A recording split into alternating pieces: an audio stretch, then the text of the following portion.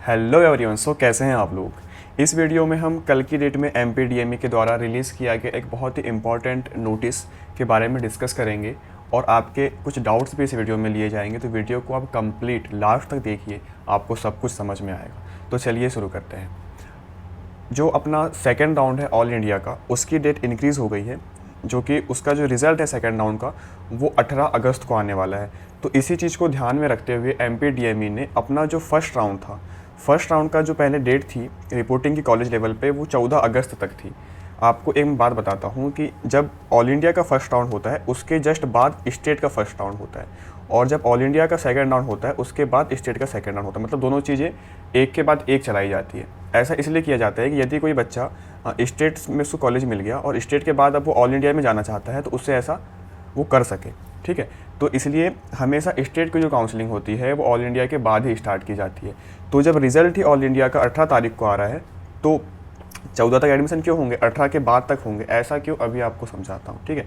तो एक्सटेंशन का notice MPDME ने अपने साइट पे डाल दिया है कि फर्स्ट राउंड का आप एडमिशन, अपग्रेडेशन और रिजिग्नेशन, ठीक है, मतलब सीट को आप जो त्यागपत्र बोलते हैं वो आप, और डेट उसकी बढ़ा दी गई है। पहले उसकी डेट 14 तारीख थी, जो कि ऑल इंडिया के सेकंड राउंड का रिजल्ट ही अब 18 तारीख को आने वाला है। तो उसको ध्यान में रखते हुए अब ये डेट 19/8 तारीख तक, मतलब 19 अगस्त 7 बजे तक कर दिया गया है। ऐसा करने का कारण ये है कि ऐसे बच्चे जो कि ऑल इंडिया के सेकंड राउंड में पार्टिसिपेट किए हैं और MP के फर्स्ट राउंड में पार्टिसिपेट किए हैं, तो उन्हें यदि सेकंड राउंड में ऑल इंडिया से अच्छा कॉलेज मिल गया तो वो यहाँ से अपना कॉलेज छोड़ सकते हैं फर्स्ट राउंड का और यहाँ पे एडमिशन ले सकते हैं।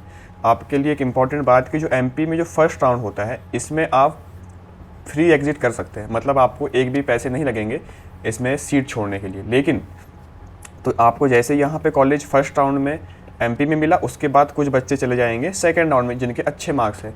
तो ये भी एक रीज़न होता है कि सेकंड राउंड में कट ऑफ कम जाता है स्टेट का, क्योंकि बहुत सारे बच्चे या फिर कुछ बच्चे यहाँ से ऑल इंडिया के सेकंड राउंड से सीट ले लेते हैं, जिस कारण से कट ऑफ थोड़ा कम हो जाता है। तो मेन बात क्या समझ में आई आपको कि अलॉटमेंट 18 तारीख को आएगा, जिस कारण से MPDME ने अब 14 से लेकर 19 तक अपनी डेट बढ़ा दी है। तो ऐसे बच्चे जिन्होंने अभी एडमिशन नहीं लिया है तो वो अब 19 तारीख तक अपना एडमिशन ले सकते हैं। तो आप उतना घबराए नहीं, और जो भी आपके डॉक्यूमेंट्स आप उसको अच्छे से अरेंज कर लीजिए। यदि कुछ डॉक्यूमेंट्स नहीं बने हैं तो आप उसको बनवा लीजिए, आपके पास अब 19 तारीख तक का टाइम है, ठीक। अब मैंने आपको बताया कि फर्स्ट राउंड जो है MP का वो फ्री एग्जिट उसमें कर सकता है, लेकिन यदि आप सेकंड राउंड तक जा रहे हैं तो उसके बाद फ्री एग्जिट नहीं होता है। फिर आपकी जितनी भी सिक्योरिटी मनी होती है वो डिपॉजिट हो जाती है, और यदि आपने फर्स्ट राउंड में ही कॉलेज छोड़ दिया, ठीक है, तो आपको आगे काउंसलिंग से बाहर कर दिया जाएगा। फिर एक बात और बताता हूँ कि यदि आपको कॉलेज ऑल इंडिया से मिल रहा है सेकेंड राउंड में तो आपको MPDME बोल रहा है कि आप कॉलेज में प्रेजेंट रहिए, या फिर आप एक दिन पहले जा सकते हैं ताकि आपको कोई डिफ़िकल्टी ना हो आपको सीट रिकग्निशन में, ठीक है, आप सीट रिज़ाइन अपनी कर सकते हैं। तो ये बहुत ही इंपॉर्टेंट था। हाँ, अब आप पे कुछ डाउट्स लिए जाते हैं। कुछ लोग का डाउट है कि सेकंड राउंड की काउंसलिंग कब से स्टार्ट होगी। तो जैसे ही आप देखिए कि यहाँ पे 19 तारीख तक लास्ट है रिपोर्टिंग का, तो इसके बाद शेड्यूल रिलीज़ हो जाएगा और शेड्यूल से रिलेटेड हम वीडियो भी डाल देंगे, ठीक है, कि क्या है सेकंड राउंड का शेड्यूल। तो जैसे ही फर्स्ट राउंड की काउंसलिंग खत्म होगी उसके बाद स्टार्ट होगी सेकंड राउंड की काउंसलिंग। फिर आपका डाउट कि यदि मुझे फर्स्ट राउंड में कॉलेज मिल गया और मुझे वो कॉलेज पसंद नहीं है तो क्या मैं रिपोर्टिंग नहीं कर सकता हूँ।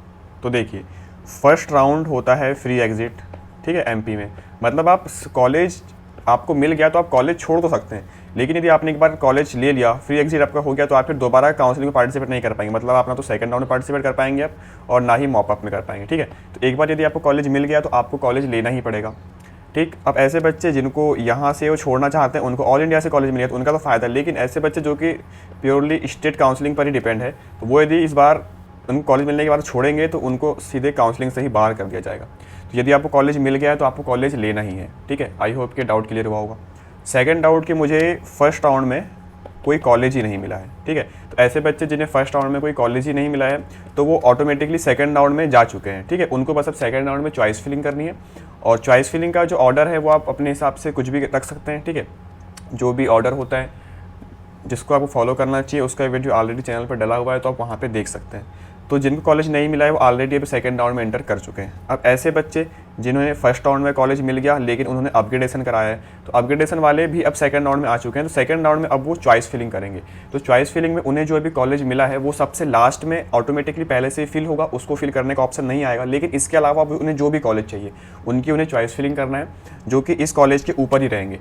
तो सजेशन ये है कि आप बिल्कुल भी वो कॉलेज ना डालें जो अभी आपको कॉलेज मिला है उसके नीचे वाला है, क्योंकि आपको कॉलेज अलॉट हो सकता है। तो आपको अपग्रेडेशन मीन्स उससे अच्छे कॉलेज ही फिल करनी है अपने चॉइस फिलिंग में, ठीक है। तो ये फ्रेश चॉइस फिलिंग होती है सेकंड राउंड में, जो कि आपको करनी है, ठीक है। आई होप कि आपको ये भी समझ में आ गया है कि जिन्हें फर्स्ट राउंड में कोई कॉलेज नहीं मिला वो सीधे सेकंड राउंड में एंटर कर गए हैं, और जो अपग्रेडेशन कराना चाहते हैं वो भी सीधे सेकंड राउंड में एंटर कर गए हैं। और ऐसे बच्चे जो कि फर्स्ट राउंड में ही अपने कॉलेज से सेटिस्फाई है, वो अब सेकंड राउंड में एंटर नहीं करेंगे। उन्हें बस अपना फर्स्ट राउंड में जो भी उनको कॉलेज मिला है उसमें अपनी सीट लॉक करवानी है। तो यही मेनली डाउट्स होते हैं। और हाँ, मेन बात कि अपने को चॉइस फिलिंग में कितने पैसे लगते हैं। यदि आप सेकंड राउंड में जाएंगे और आप प्राइवेट कॉलेज की चॉइस फिलिंग कराएंगे, ठीक है, तो आपको टोटल 1 लाख रुपये लगने हैं प्राइवेट कॉलेज की चॉइस फिलिंग के लिए। और यदि आप गवर्नमेंट की चॉइस फिलिंग कराएंगे तो उसमें आपको लगते हैं 10,000 रुपये। अब ऐसे बच्चे जिन्हें अभी एडमिशन हो गया है जिनका, ठीक है, वो यदि गवर्नमेंट में लिए होंगे तो उनका 14,000 रुपये कौशल में लगी होगी, और प्राइवेट में लिए होंगे तो 25,000 रुपये कौशल में लगी होगी। अब देखिए कि यदि उसका गवर्नमेंट कॉलेज में हुआ है और उसे 14,000 रुपये उसने भर दिया है, तो अब उसे और दूसरा गवर्नमेंट कॉलेज चाहिए, ठीक है। यदि किसी को गवर्नमेंट मिला है तो प्राइवेट थोड़ी जाएगा। अब उसे गवर्नमेंट कॉलेज मिल गया है तो अब उसे और अपग्रेडेशन कराना है दूसरे गवर्नमेंट के लिए, तो ऑलरेडी उसको 14,000 रुपये जमा है, तो उसको सेकंड राउंड में 10,000 रुपये लगते हैं। तो अब उसको 14 जमा होने के कारण सेकंड राउंड की चॉइस फिलिंग में 1 रुपये भी नहीं लगेगा, मतलब उसकी चॉइस फिलिंग फ्री में हो जाएगी, क्योंकि उसका ऑलरेडी डीएमए के अकाउंट में कौशल मनी के रूप में 14,000 रुपये जमा है। यही सिक्योरिटी मनी के रूप में काम आ जाएगा, ठीक है। तो ऐसे बच्चे जिन्हें समझ लीजिए कि आपको प्राइवेट भी मिला है और आप सिर्फ गवर्नमेंट की चॉइस फिलिंग कराना चाहते हैं, तो आपको कोई भी पैसा देने की ज़रूरत नहीं है सेकंड राउंड की चॉइस फिलिंग में। ये बहुत ही इंपॉर्टेंट बात है और आई होप कि आप समझ गए हैं, क्योंकि आपका ऑलरेडी प्राइवेट में 25,000 और यहाँ पे 14,000 रुपये जमा है। ये पैसा आप कॉलेज को नहीं देते हैं, ये पैसा MPDME की साइट पर ही जमा होता है। आई होप कि आप समझ गए। यदि आप गवर्नमेंट की चॉइस फिलिंग कर रहे हैं तो आपको 1 रुपये भी देने की ज़रूरत नहीं है चॉइस फिलिंग में। ऐसे बच्चे जिन्होंने एडमिशन ले लिया है लेकिन जो फ्रेश चॉइस फिलिंग करेंगे सेकंड राउंड में, उन्हें फर्स्ट राउंड में कॉलेज नहीं मिला है, तो उन्हें क्या करना होगा, वही कि 1 लाख रुपये प्राइवेट के लिए देना होगा और 10,000 रुपये देना होगा गवर्नमेंट के लिए, ठीक है। अब ऐसे बच्चे जो कि प्राइवेट में ही अपग्रेडेशन कराना चाहते हैं, तो प्राइवेट से प्राइवेट अपग्रेडेशन के लिए आपको 1 लाख रुपये लगते हैं, क्योंकि प्राइवेट कॉलेज के लिए हमको 1 लाख रुपये रिक्वायर्ड होते हैं। तो आपने 25,000 रुपये ऐसे बच्चे जमा कर चुके हैं जो एडमिशन ले लिए हैं, तो आपको टोटल 1 लाख लगना है। तो आपने 25 तो जमा कर दिया है, तो आपको और 75,000 रुपये देने होंगे, ठीक है, चॉइस फिलिंग के लिए। और इसलिए बोला जाता है कि 75,000 रुपये लगता है सेकंड राउंड में, ठीक है, क्योंकि आपको 25 पहले से जमा है। और ऐसा बच्चा जो कि फ्रेश सेकंड राउंड में आ रहा है तो उसे पूरे 1 लाख रुपये लगेंगे, ठीक है। ये बात हुई सेकंड राउंड की। अब मैं बात करता हूँ मॉपअप राउंड की। तो मॉपअप राउंड में आपको टोटल लगते हैं 2 लाख रुपये। अब यदि आपने 1 लाख रुपये जमा कर दिया सेकंड राउंड में, तो आपको अब मॉपअप में और 1 लाख लगेंगे, मतलब ऐसे टोटल 2 लाख रुपये, ठीक है। आई होप कि आप समझ गए हैं कि आपको सेकंड में टोटल 1 लाख लगता है और मॉपअप में टोटल 2 लाख रुपये लगते हैं अब प्राइवेट कॉलेज के लिए। आई होप कि आपका कौशल मनी और सिक्योरिटी मनी से रिलेटेड भी डाउट क्लियर हुआ होगा। इसके अलावा और कोई भी आपके मन में डाउट हो तो आप कमेंट सेक्शन में पूछिए, और आप हमारे टेलीग्राम चैनल को भी ज्वाइन कर सकते हैं। आई होप कि मैंने आपके सारे डाउट्स और आपको समझाने की जो कोशिश किया उसमें मैं सफल रहा। यदि वीडियो अच्छा लगा तो वीडियो को लाइक करिए और चैनल को सब्सक्राइब करिए, और अपने दोस्तों के साथ भी शेयर करिए ताकि वो समझ सके कि कैसे कितनी क्या पेमेंट लगती है ना, कितना क्या हमें पे करना है और कितनी क्या सिक्योरिटी मनी होती है चॉइस फिलिंग के लिए। So thank you so much for watching this video. Take care, bye bye.